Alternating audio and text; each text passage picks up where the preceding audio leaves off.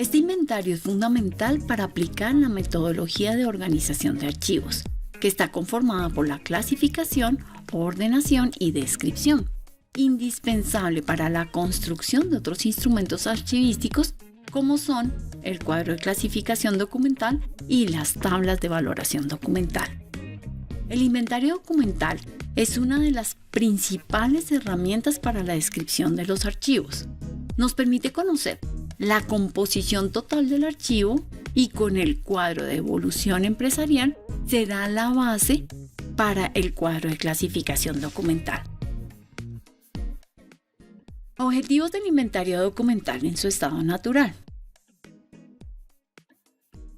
Identificar las dependencias a las cuales pertenecen los documentos. Identificación de las series, subseries o asuntos documentales que han sido producidos y tramitados por las dependencias de la empresa. Identificar las fechas extremas de los documentos.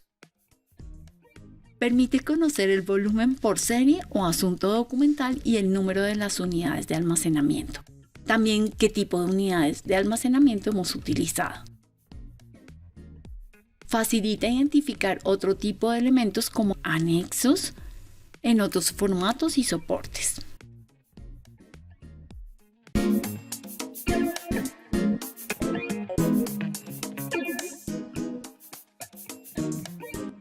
Ahora miremos el procedimiento para levantar los inventarios documentales en su estado natural. Vamos a hacerlo con un ejercicio práctico. Para estudiar los instrumentos para la organización documental, tomaremos como ejemplo un caso de la vida real en el que nuestra empresa organizó un fondo documental de una universidad, a la cual llamaremos Universidad Activa. Está localizada en la ciudad de Bogotá, Colombia.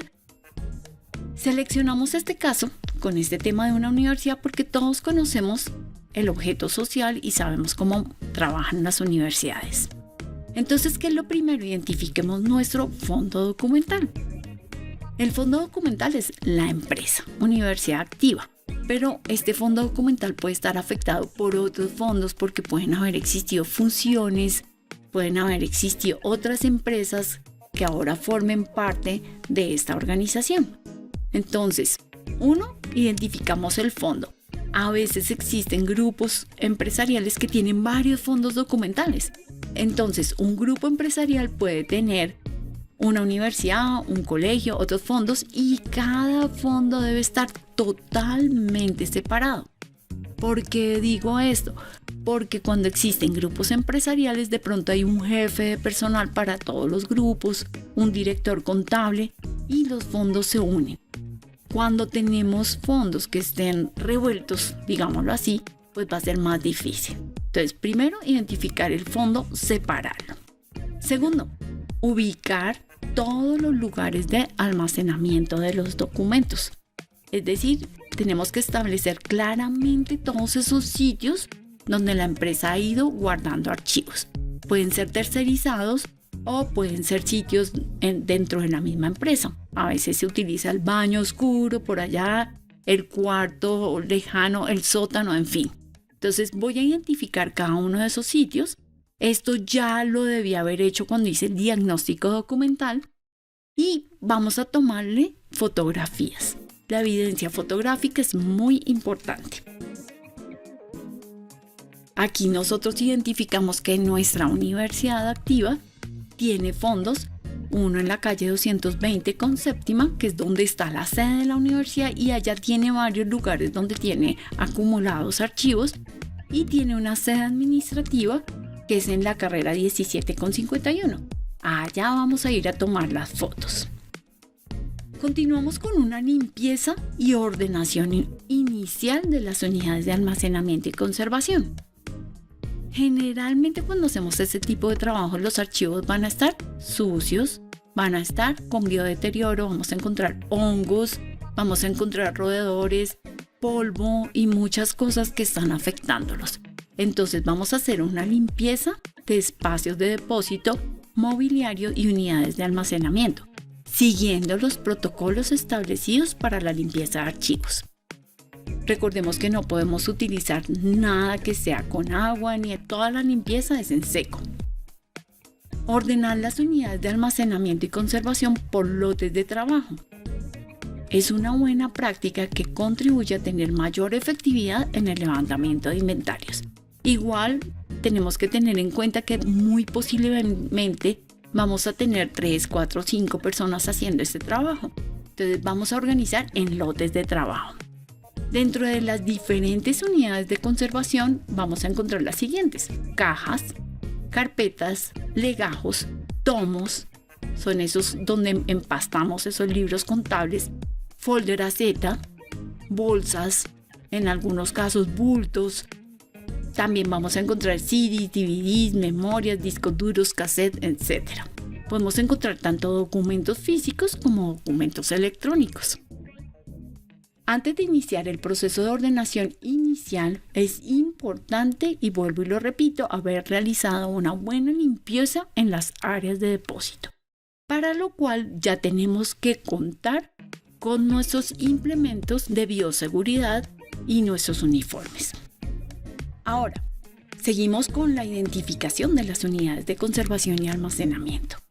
Se deben identificar las unidades de conservación en las que están almacenados los documentos y elaborar el cuadro de identificación de unidades de conservación.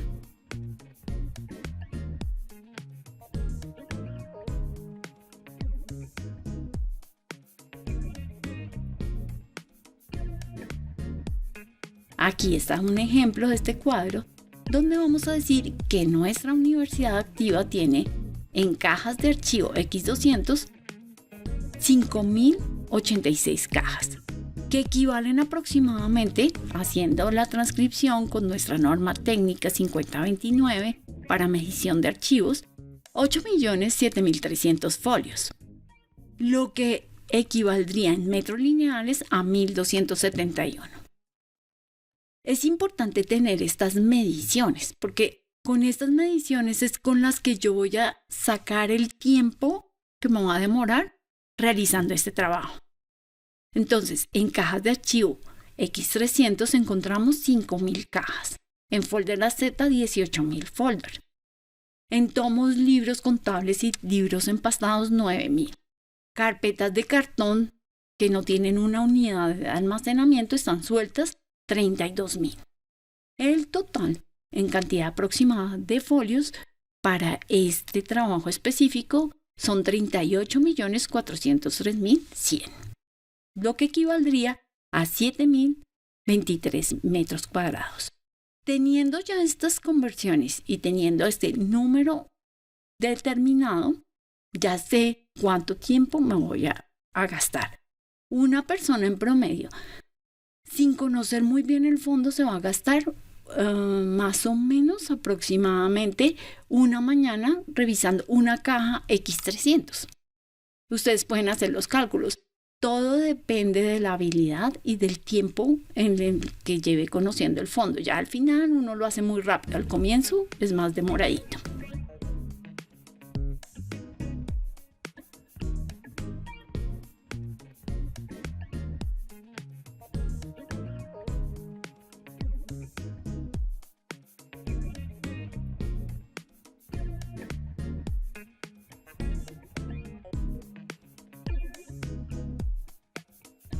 Ahora, vamos a darle un número a cada una de las unidades de conservación para saber a qué equivale y poderlo diligenciar en nuestro inventario documental en su estado natural. Entonces, numeración de las unidades de conservación. Se recomienda enumerar todas las unidades de conservación. Esto ayuda a que se pueda identificar fácilmente. La numeración se debe realizar en el orden de izquierda a derecha, es decir, yo voy a coger una caja, que es mi unidad de almacenamiento, y voy a tomar las carpetas que hay dentro de la caja. Entonces voy a marcar la caja. Digo caja 1, dentro de esa caja encuentro 6 carpetas, y de izquierda a derecha, carpeta 1, carpeta 2, carpeta 3, carpeta 4. Este orden es muy importante y se tiene que seguir durante todo el proceso. Aquí podemos ver las imágenes de cómo nos quedaría ya la marcación de esas unidades para empezar nuestro trabajo.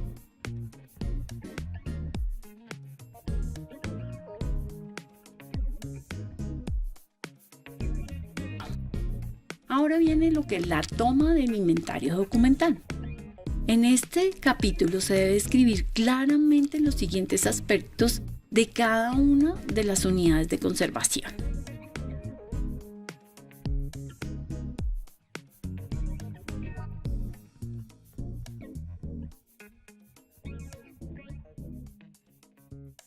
Uno, la dependencia productora. Recordemos que nosotros tenemos que organizar de acuerdo a la estructura orgánico-funcional. Por lo tanto, necesitamos saber exactamente qué produjo cada una de las áreas de la organización. En dependencia productora vamos a escribir el nombre de la área o dependencia que produjo y tramitó los documentos. Es importante mirar el cargo de la persona que está firmando.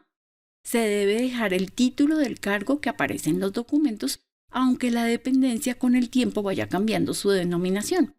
Es decir, yo podría tener en el año 1990 un jefe de personal, en el año 2000 un líder de gestión humana y más adelante en el año 2018 un director de recursos humanos. Voy a colocar ese cargo, recursos humanos, líder de gestión humana, para poder identificar los cambios que ha tenido la empresa en su organigrama.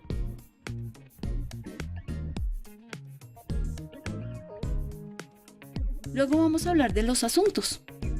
Identificar claramente el asunto al que corresponden los documentos almacenados. Por ejemplo, historia laboral. Si la carpeta tiene una marcación, pues ya es muy fácil de identificar. Algunas carpetas no van a tener marcación o ya han perdido su marcación, entonces tengo que leer de qué se trata esa carpeta para poder identificar a qué asunto corresponde. En este caso práctico el asunto sería una historia laboral de Acevedo Cruz Juan Ramón que está identificado con la cédula número tal. Esto es lo que me está describiendo lo que hay dentro de ese expediente. Por eso es tan importante que lo deje escrito. Las fechas extremas son fundamentales para saber si dentro de ese expediente hay documentación anterior, puede haber otra carpeta que se haya realizado antes y yo no la tenga, y para saber desde qué momento empieza la carpeta hasta qué momento termina. Entonces, fecha inicial y fecha final. Ahora vamos a hablar de unidades de conservación.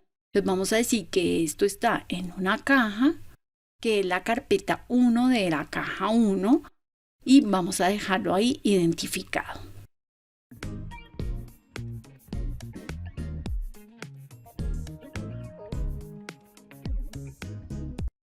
El soporte. Como nosotros vamos a trabajar con documentos electrónicos y documentos en papel, tendremos que decir si el documento está en soporte electrónico o está en papel.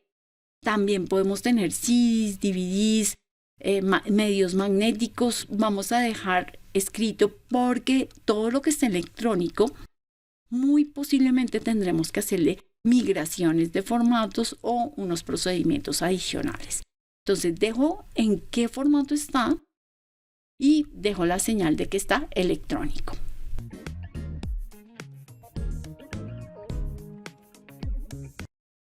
Un aspecto muy importante que nos va a servir para poder valorar los documentos es el relativo a la frecuencia de consulta. Entonces nosotros tenemos que determinar si el documento tiene una consulta media, baja o alta.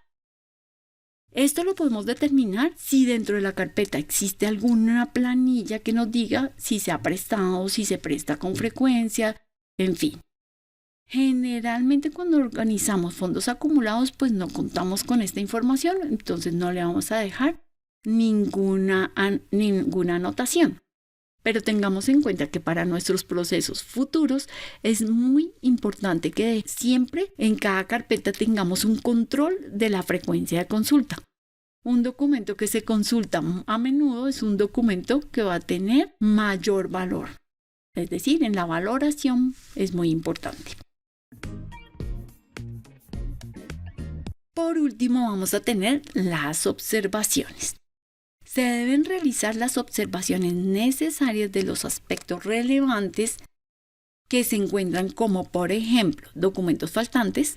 Si yo veo que hay una carta, un medio contrato y le falta al final de las firmas, cualquier anotación que sea relevante. El estado de conservación de los documentos.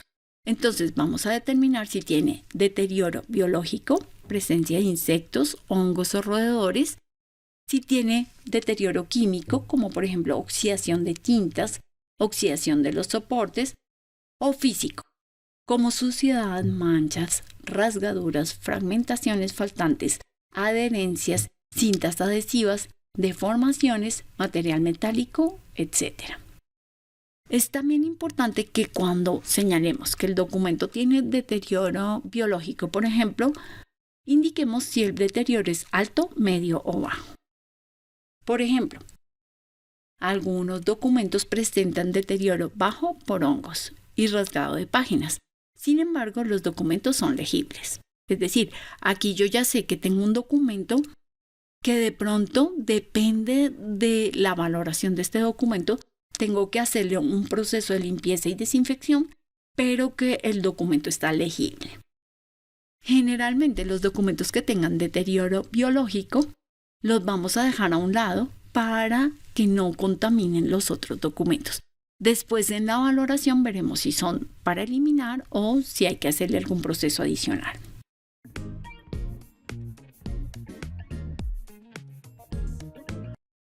Aquí como una nota vemos exactamente cuál es el formato del inventario documental en su estado natural, pero hay dos campos que en este momento no vamos a diligenciar, que son el campo del código y el número de folios. Estos campos los vamos a diligenciar cuando empecemos el proceso de ordenación, que serán fundamentales para la construcción de los inventarios definitivos y de las tablas de valoración documental, que son las que nos van a decir cuál va a ser el ciclo de vida de este documento, el tiempo de retención y lo muy importante, la disposición final.